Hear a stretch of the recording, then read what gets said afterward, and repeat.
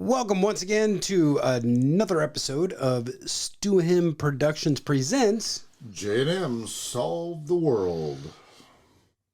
I'm James. And I am Matt. And tonight's episode, we're going to do Get to Know Your Host. Ooh. Who are your hosts? Oh, wait, that'd be us, right? Yes. Damn. And to start with, why don't you introduce yourself? Well, my name is James Stewart. I'm 55 years old, which means I'm an old motherfucker. But he's not a boomer. No, I'm not a boomer. Just after boomers. You're a Gen Xer. I'm a DX motherfucker. For those of you who used to watch wrestling back in the day. Yes. D-Generation X. Yeah. I graduated Bolivar High School in 1985. I started a VOTEC class my junior year, and that's what I've been doing for the last almost 40 years. I've been doing auto body work. I worked at several dealerships and stuff like that in the last, it'll be 20 years in November. I've been at Sharp Motors in Buffalo. I do it all. We're a small independent shop, but I do the framework, the sheet metal body work, and all the paint work and everything. But that's pretty boring. You think? But what was the first car that you did on your own? And how old were you? The first car I did on my own,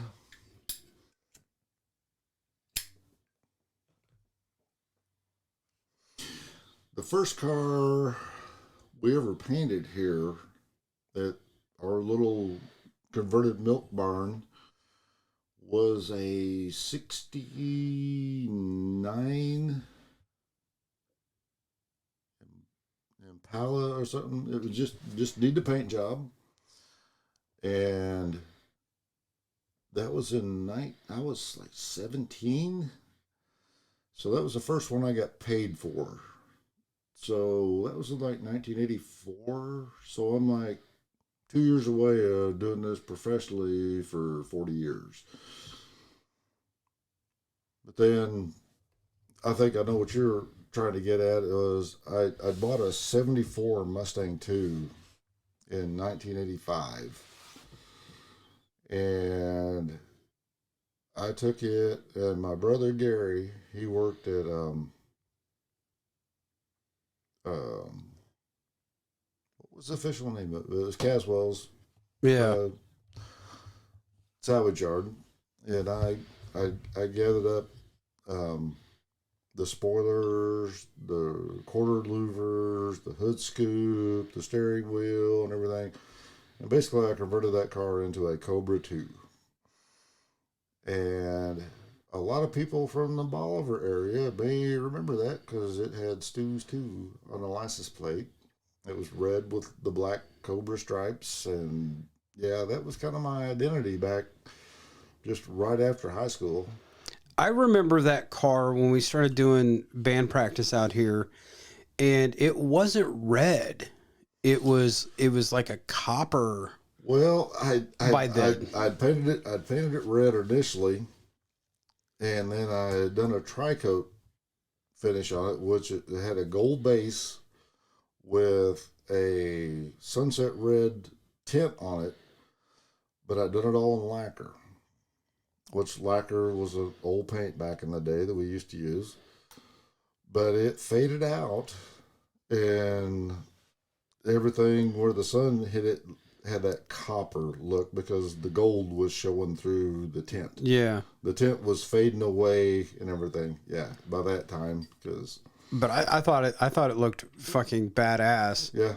And then from there,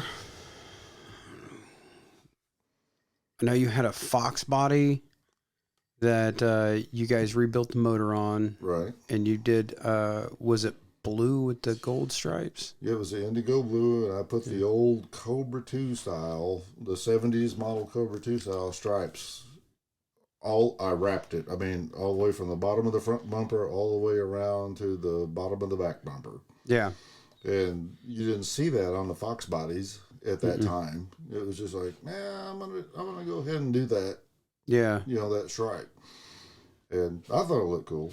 But yeah. And I mean, it was before everybody like really started doing the Cobra stripes again. You had some that were doing like, there was the white GT with the red stripes, but it didn't go. They didn't wrap around. They were just right. like doing it on the hood, the top, and the deck lid, but they weren't wrapping it all the way around underneath the bumper and stuff. And then in the what was that, early mid '90s, they were starting to do like the GT350 type stripes down the bottoms of the doors and stuff like that. Yeah, because I know the Cobra came back for the last year of the Fox body in '93, if I'm not mistaken. No, what? Yeah.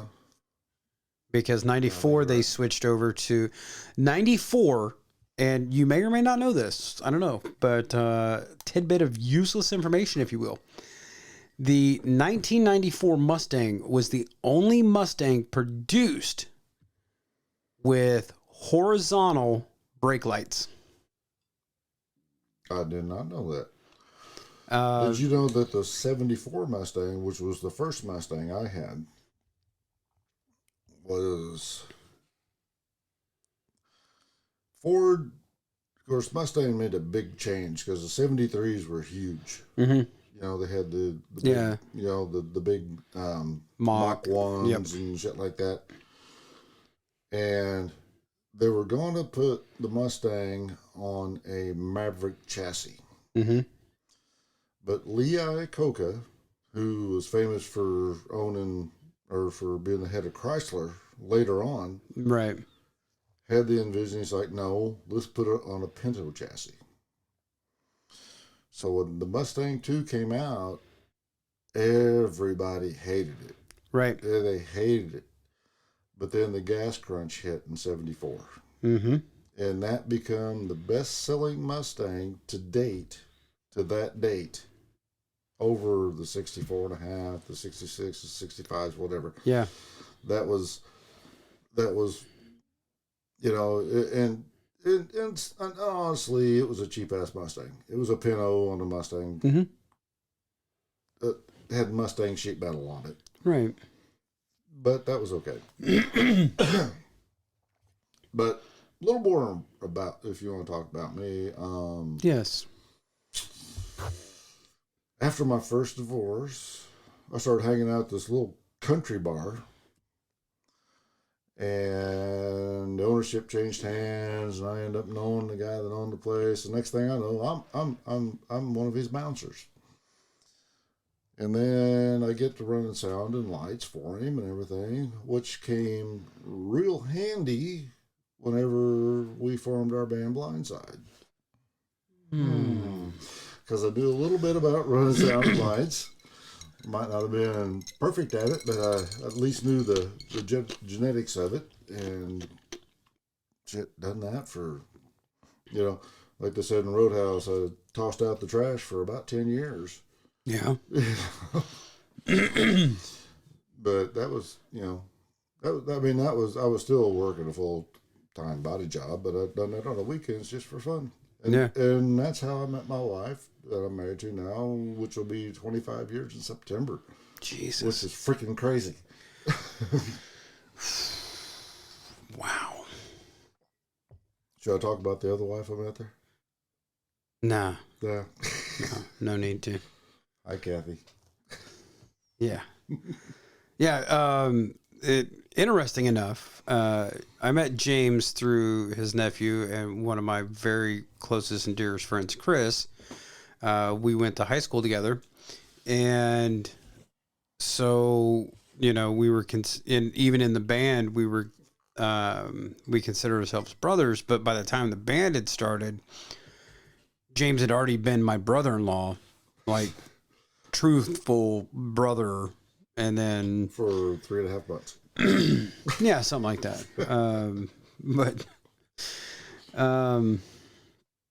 You were just a notch in her belt. Yeah. Or was she a notch in my belt? Who knows? Let's not go there. Yeah. So anyways, how many? Well, yeah, I was 3. Yeah. She went to 4. Did she go to 5?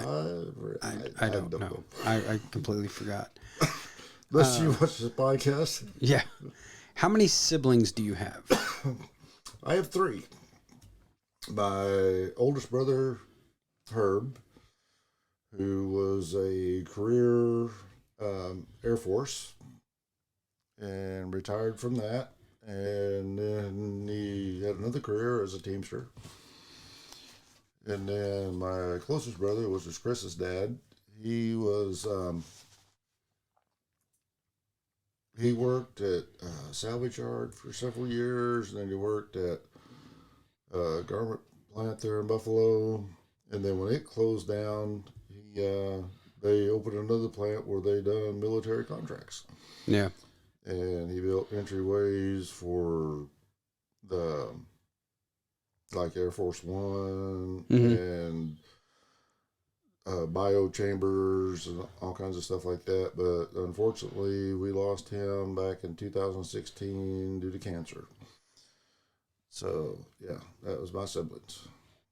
But I was like, and you know, Herb's 19 years older than me. Gary was 15 years older. So I'm an oops. Two siblings. Yeah, 2 siblings. You said 3. Well, I'm sorry. Because I was like, yeah, well, is there one that I don't know about? Well, kind of. Because Chris was more like my brother than my nephew. Yeah. Because we were only 7.5 years apart. Something like that. We kind of grew up as brothers. So shout out to Chris Stewart. I love you, brother. Come see us sometime. Yeah. Put you on the podcast. Exactly. Could you imagine that podcast? Oh God. It would be great though, because I mean we could. That might be our first Rogan-like podcast. It'd be like over 3.5 hours. Yeah. I mean Yeah. How did you get into playing guitar? Well, I got it. My grandma gave me a guitar when I was like 10, 11 years old, and I just messed around with it. But then whenever Chris got old enough, he kind of got interested, and I bought my first electric guitar in the 80s, and then he got one, and we just kind of started playing together and everything, and that was kind of the start of it, because it was kind of, I don't want to say it was a competition, but it seemed like if I bought this amp, he'd have to get a bigger amp, and it just kind of grew. It just kind of grew from there. But what was cool about it when we started the band, we could just look at each other, and it didn't. I knew what he was going to do, and he knew what I was going to do. It was just a weird chemistry that it was. We'd like come up with a riff or something like that. It was just, I don't know how to explain it, but there was just a chemistry there. Yeah. And it was really cool, and that's, when, we didn't really break up as a band.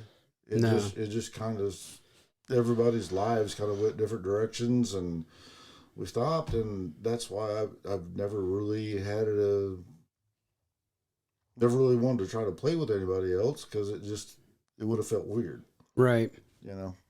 Yeah. I mean, playing with you here these last couple of years it's been like, it's like phenomenal because it's kind of like that chemistry again that I didn't ever think I could get back. Right. But it's, relearning our CD, which is freaking weird because we wrote that shit, as a group. I mean, I'm not saying I wrote it, you wrote it, Chris wrote it. I mean, yeah, we all wrote this shit, but listening to it again and going, what the fuck did we do here? Okay. Well, and it doesn't help that the company that mass produced our CD fucked our levels up. So we're having to like, but still, I'm like going, where did this chord progression start? Right. Or where did this lick start? And then right. It took us a while, but I think we got it for the most part down, Yeah. I mean, it was a little tricky playing the songs that Chris played lead on. Right. Well, see, I remember after you left, and we went as a 3-piece, mm-hmm. and we played those same songs. I told him, I was like, I'm not going to try to play your lead because that's your lead. I'm going to do something that kind of fits. Yeah. And everything. I tried to play something similar. But I didn't want to, maybe I should have said, well, show me what you played here and copied it and everything. But that was his lead. Right. And we're playing it live. The people that showed up, they weren't going to remember that fucking lead when they left. And I'm sure I just wanted to play something that sounded cool. And I tried to play something similar, but I didn't want to I didn't want to play his lead. Right. And, with Chris being a guitar player, picking up the bass and playing my bass lines, I guarantee they weren't as simple as, what I was playing because fuck, I didn't know how to play. I was like, okay, you guys are playing this sounds good. Okay. Yeah.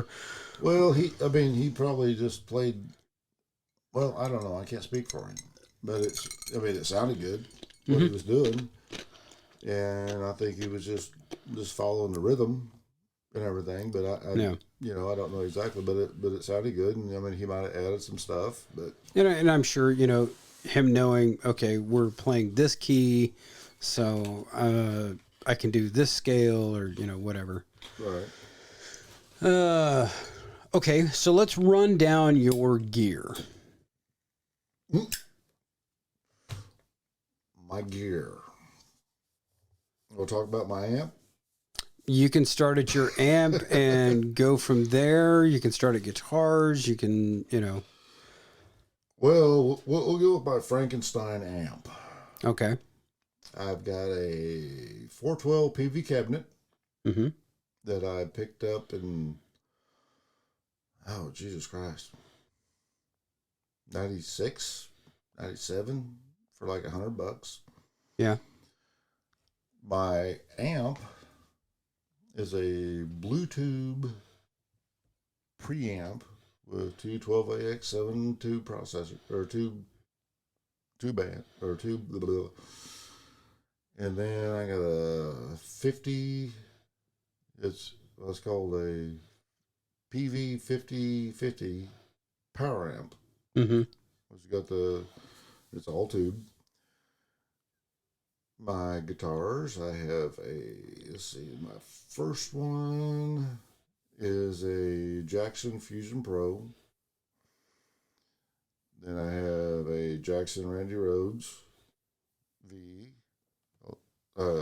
USA V. Then I have a Fender Talon. And then I have my newest, which is the one you bought me. The Jackson reverse headstock with the tobacco sunburst.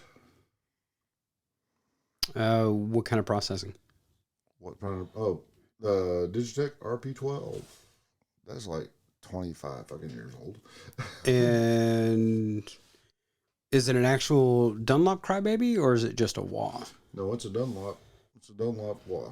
Okay. Yep. And then I know our wirelesses are Amazon. Yep. I can't remember the name, number, whatever the fuck they are. No. I used to have what was that little belt pack one? Samson. Samson, yeah. Yep. You and Chris both played Samson. See, back then, Samson and Natty, or Natty, or however you want to pronounce it, were the main wireless deals. Yeah, because I had an Audio Technica. Audio Technica, that's right. Yeah. And it was because it was a different channel than your guys's. Right. And I got pretty decent distance. Yeah, you did. Yeah. Let's see. The Jackal concert. You were going around the front of Guitars and Cadillacs. Yeah, during sound check. Yeah. Yeah. Not while we were playing the show. Yeah. I wasn't getting off the stage for that. You were maybe a half beat off because it was just kind of the distance. Yeah, well, and for the Jackal show, I couldn't go through the house speakers, so I was going direct out of my amp. But then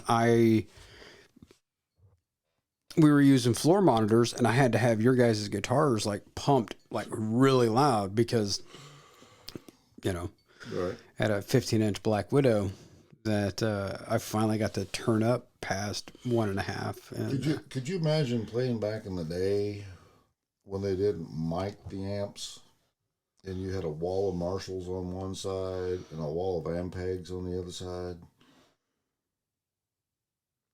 That would be fucking awesome. But how would you hear the vocals? That's what the little monitor speakers up there like go, turn it up. Yeah, exactly. Because they weren't micing shit, so that stage volume had to reach the back of the arena. Mm-hmm. That's why Pete Townsend can't hear today. Yeah. That and drums exploding in his head. Yeah. Yeah. Well, and back in the day, they used to put the amps closer to the edge of the stage too. Speaking of that, I remember one of the shows we did at the Southern Star. We opened for Malachi. Okay. Which was Scott Snow, shout out. His band after Naked Zoo. And he had brought down four 412 cabinets.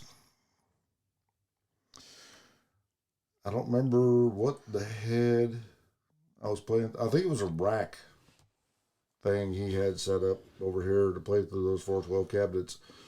And I'm standing in front of this, and you remember how small the stage was at Southern Star? Yeah. It was about as big as this room.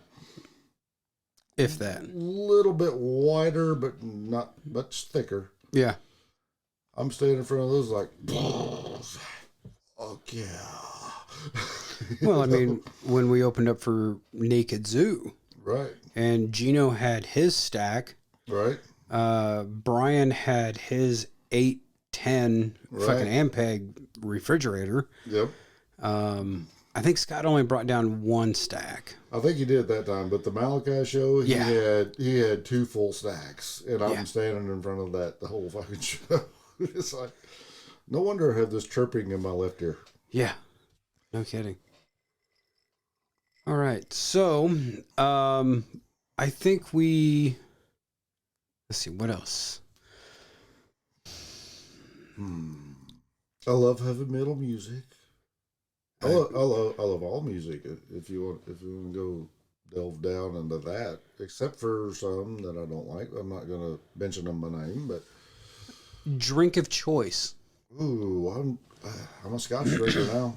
Okay. I like a cold beer after work when I've been sanding and I've got that shit all clouded in me. I like cold beer, but yeah, I go to Scotch. What is the preferred Scotch? Well, I drink a cheap Scotch most of the time because it's cheap. I like Dewar's. Mm-hmm.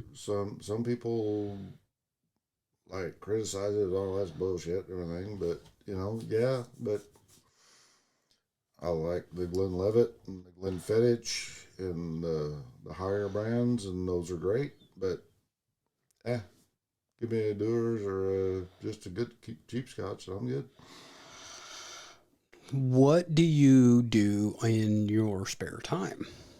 Well, since Amanda's moved in up here up the road, I don't have that much spare time. I was meaning.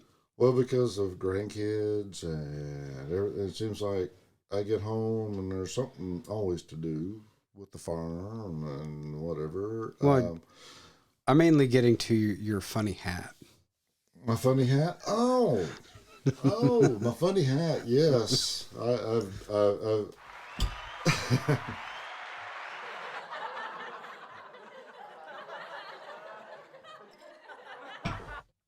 back in 2001, I joined the Masonic Lodge in Bolivar Lodge 195. Went through my 3 degrees and everything, and then I joined the York Rite, the Valley of Joplin York Rite in October, and then I joined the Boobin Adams Shrine in December of 2001. And yes, I love my Masonic brothers, and it's we have a good time, but we are raising money to help children, and that's our main deal.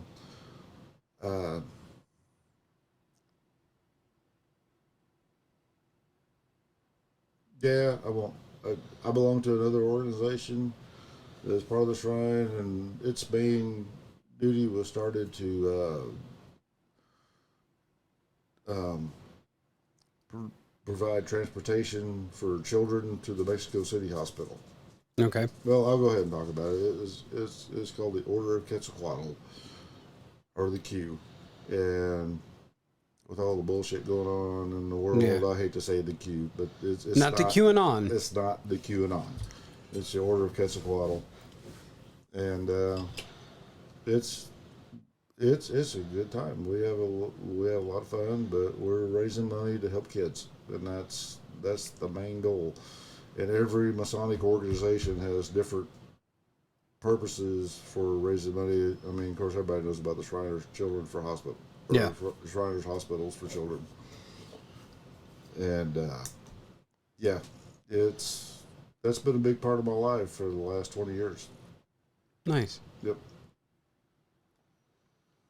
How many grandchildren do you have, old man? Well, I have 4. You're like going, what? No, I know of 2. Yep. Amanda's 2 boys, and I'm assuming Marshall, your son. Yep, Marshall has 2. Haven't talked to Marshall for a while. Yeah. And I'm drawing a blank on their names right at the moment.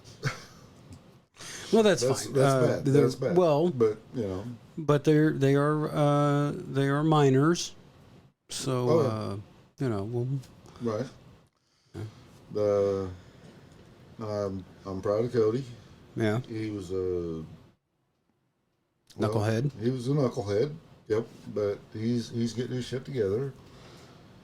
And Aiden, he's a little football stud.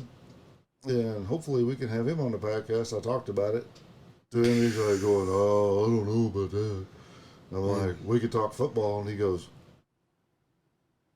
well, maybe I can do that. He'll have to take one word out of his vocabulary. Well, exactly. Yeah, exactly. I already told him about that. Yeah. But he could be our first athlete. Oh, there we go. There you go. How many pets? Oh, God damn. Well, I got the 4 cats in the house. You got Sully. Well, actually, let's go by age. You got Cosmo. He's going to be 18 this year. Wow. That's freaking crazy. Then you got Sully. Then you got Carlos. And then you got Tut.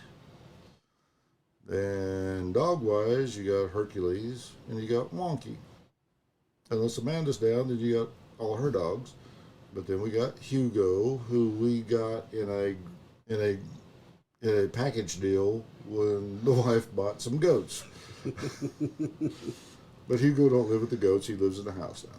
Yeah. And then outside, I got Tripper and Ashes, who are outside cats. And then the wife's got 2 guardian dogs to guard her goats, which Badger and Titan.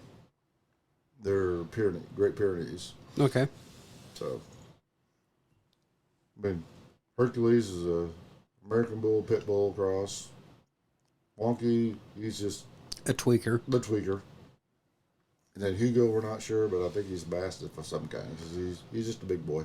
Yeah, he's got beautiful brindle color though. Oh yeah.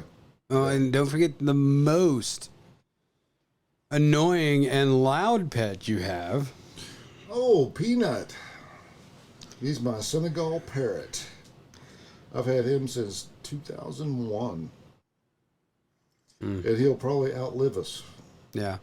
We've already put him in the will for Amanda. Nice. Well, did I miss anything? Oh, probably. I'm sure. But we are going to make this a 2-part series. Because somebody thought that, I haven't done anything with my life. I'm just a body man. Yeah, I'm just a body man. It'll be like 10, 15 minutes, and here we are 30 minutes later. But it's like I tell everybody when they, like the grandkids, when they come up, it's like, oh, my car's doing this, my car's doing that. I'm like, I'm a body man. I'm not a mechanic. You take that shit somewhere where they can plug it into a computer. Right. But until next time, make sure you do like and subscribe. Yep. There will... Are we gonna get email up here sometime soon? Yes. I will have that. I will probably have that. It'll probably be like right. Well, I don't know. It'll be attached on the on this video. Our email address will be up. I don't know exactly what it's going to be yet, but it will be there. I guarantee it. Send us ideas and stuff because we are, we're just here shooting shit. So if you want to hear us talk about something, hear our ideas, or right, wrong, or indifferent, let us know. Or just ask questions and. Right. We're not freaking famous by no means. I mean, we're not Ric Flair or Hulk Hogan or anybody like that doing the podcast. We're just 2 normal guys. If you guys want to know freaking anything, we don't care. We'll talk about it. Even if we don't want to talk about it, we've shied away from being real political or not. Religious. There's some. There's the 3 topics that bartenders will not talk about. Yeah. Sex, religion, and politics. And we talked about sex in our last or a podcast or 2 ago, though. We talked about sexuality. Well, this is true. Yes. But until next time. Sex, drugs, and rock and roll. Love you guys. I've been Matt. I'm James. And you have just watched part 1 of a 2-part series of J&M Solve the World. But we will see you next time.